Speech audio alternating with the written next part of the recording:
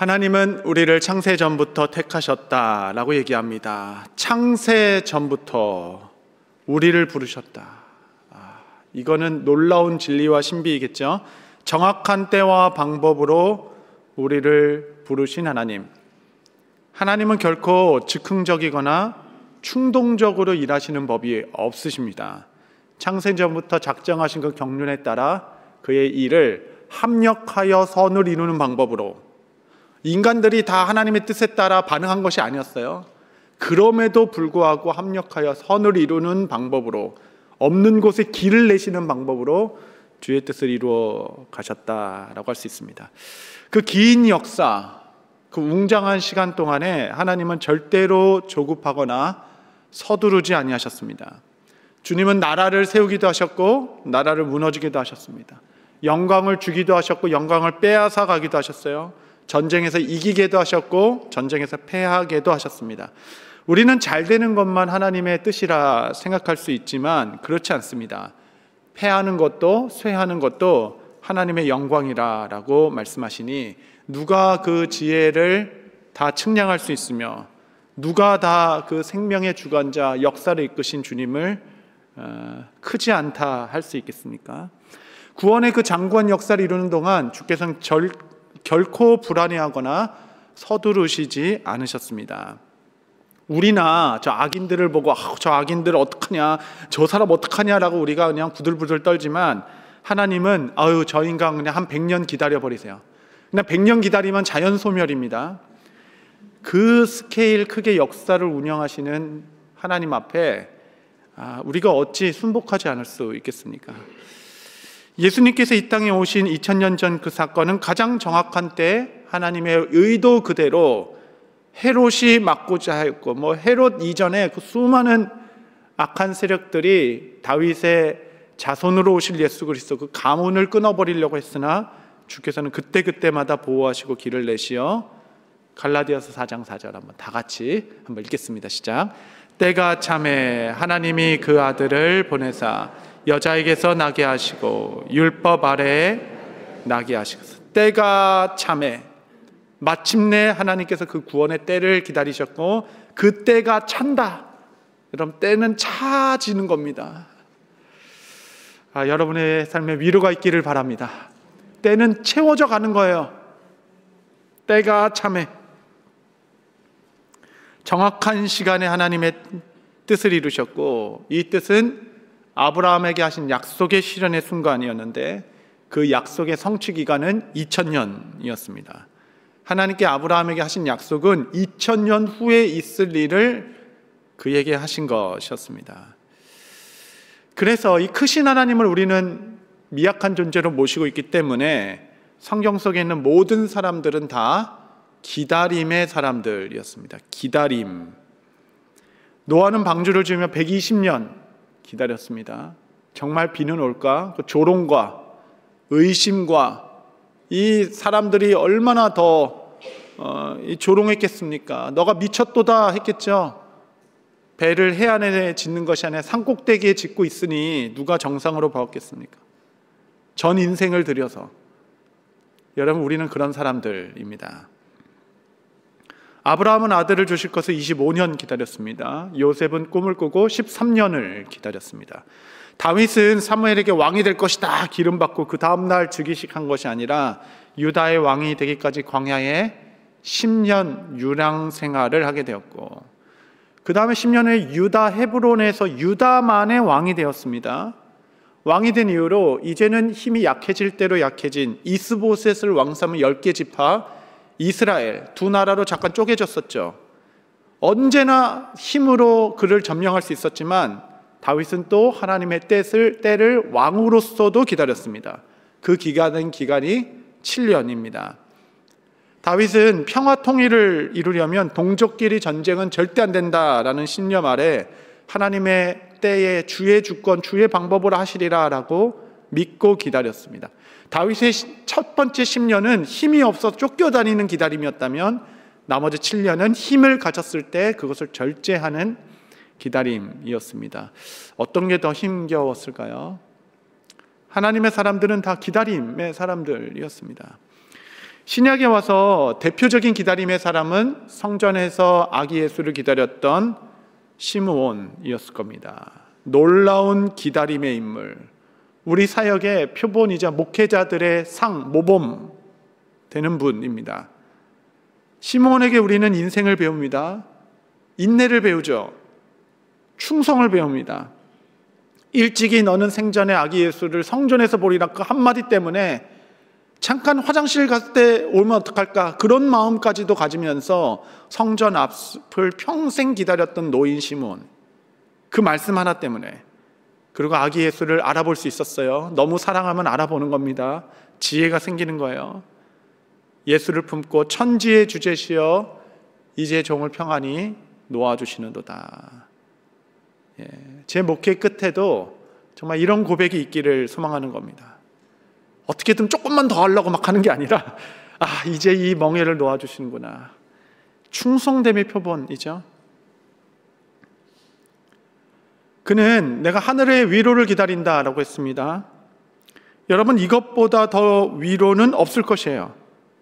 하나님께서 말씀하신 그 약속의 실체를 눈으로 확인하는 순간, 최고의 위로, 절대 위로, 이 일은 끝났습니다 라고 얘기할 수 있는 그 위로, 저는 여러분의 삶에도 큰 위로가 있기를 바랍니다. 기다리고 소망하는 일을 실체로 눈으로 보는 하늘의 위로. 그리고 신약에 있어서의 최고의 기다림이 하나 남았습니다. 아직 하나 남았어요. 성경은 열린 결말로 끝나는 책입니다. 요한계시록 22장 20절 한번 다 같이 읽겠습니다. 시작. 이것들을 증언하신 이가 이르시되 내가 진실로 속히 오리라 하시거늘 아멘. 주 예수여 오시옵소서. 신약의 모든 사람들은 이 마지막 기다림의 위로를 강구하는 사람들입니다. 그리스도께서 승천하신 모습 그대로 다시 오시겠다, 그 약속을 기다리는 사람들. 얼마나 더 걸릴까요? 때는 얼마나 찼을까요? 하나님께서는 가장 정확하실 때 가장 정확한 방법으로 이 땅에 다시 오실 것입니다. 아멘, 아멘. 성경의 모든 이야기들은 이 기다릴 때에 일어난 사건을 기록하고 있습니다. 우리는 대적뿐만 아니라 기다림이라는 시간과 또 치열한 싸움을 벌이고 있는 자들입니다. 이 기다림의 시간에는 우리는 어떻게 기다려야 하는가, 무기력하게 그 시간을 보내는 자로 우리를 부르는 것이 아닙니다. 시편 27편 14절 다시 한번 읽겠습니다. 시작. 너는 여호와를 기다릴지어다. 강하고 담대하며 여호와를 기다릴지어다. 아멘. 강하고 담대하게, 어떤 경우에도 초조하거나 성급하지 않도록 우리는 기다림과 친해져야 합니다. 기다림은 하나님이 일하는 시간입니다. 방치해 둔 것이 아니라 태초에 하나님이 천지를 창조하셨느니라. 하나님이 창조하신 것은 천지라는 물질 세계뿐만 아니라 태초라는 시간을 창조하셨죠. 이 시간은 매지컬합니다. 하나님 그 시간 안에는 치유를 담아 넣으셨고, 회복을 담아 넣으셨고, 용서를 담아 넣으셨고, 인내를 담아 넣으셨고, 성숙을 담아 놓으셨습니다. 이 시간은 우리에게 소중해요. 우리는 이 시간들을 강하고 담대하게 기다리는 자들입니다. 때가 참에, 이제 때가 이렇게 차가고 있는 겁니다. 인생 차원에서, 우주적 차원에서의 때도 있지만 우리 짧은 인생에도 수많은 때가 오가죠.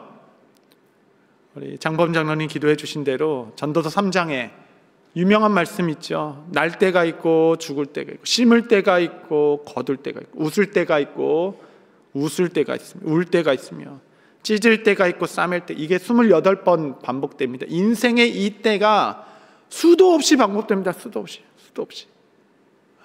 마라의 쓴물을 우리는 만나서 너무 쓴물을 먹고 괴로운데 조금만 지나면 엘림의 골짜기가 또 있는 거예요. 엘림의 골짜기에 초가 상가짓고 머물 수 없습니다. 우리는 더 황량한 가난에 또 나아갈 것입니다. 이러한 때는 계속적으로 우리 가운데 반복적으로 있게 될 것입니다. 그래서 전도서 3장 1절에 보면 범사의 기한이 없고 천하만사에 다 때가 있는, 영어로 조금 보시면 다시 보여주시고요. Everything There is season, season이 있는 겁니다. 그리고 time, 시간이 있는 거, time, every purpose, purpose. 이 세 가지만 기억하면 돼요. season이 있고, time이 있고, purpose가 있구나. 이거를 기억하시면 여러분 이제 지혜가 생겨요. season은 이제 때가 바뀌는 겁니다. 봄이 왔다, 여름이 왔다, 가을이 왔다. 겨울이 너무 추운 것 같은데 이제 시즌이 바뀌면 따뜻한 봄이 옵니다. 그렇죠? 너무 더운 것 같아도 서늘한 가을이 오죠. 시즌이 바뀌고 시즌과 시즌 사이에 타임이 있는 기한. 뭐 여름은 길고 뭐 가을은 짧고 뭐 기한이 있을 거 아닙니까? 여러분이 웃을 때가 있고 울 때가 있는데 울 때에서 웃을 때로 넘어가는 시즌의 변화 가운데 기한, 타임이 있는 겁니다.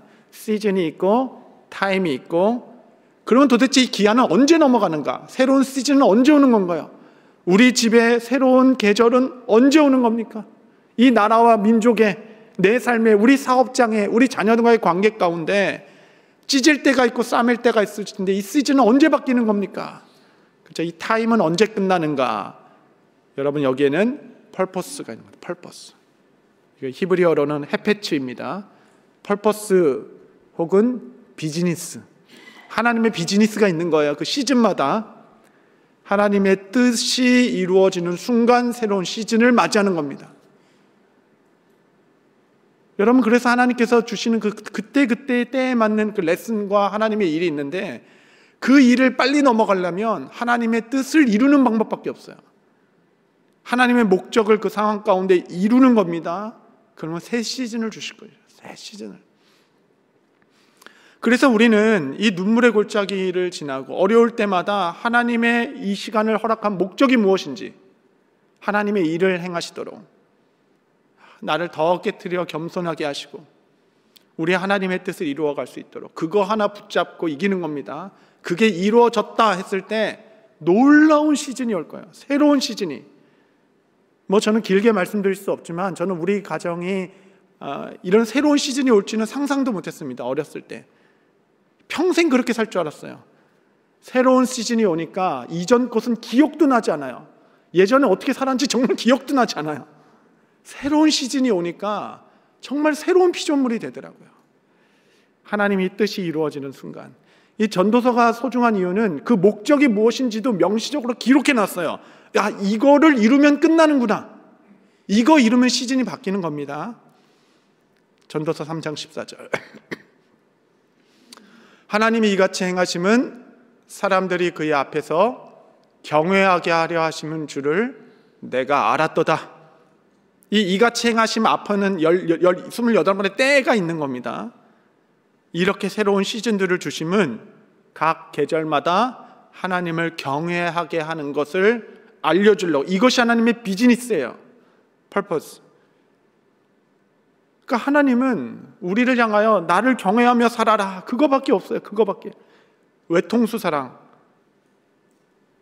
여러분의 눈물의 골짜기, 가정의 어려움. 요즘 경제적으로 많이 힘드시죠? 경제적인 문제, 자녀와의 관계.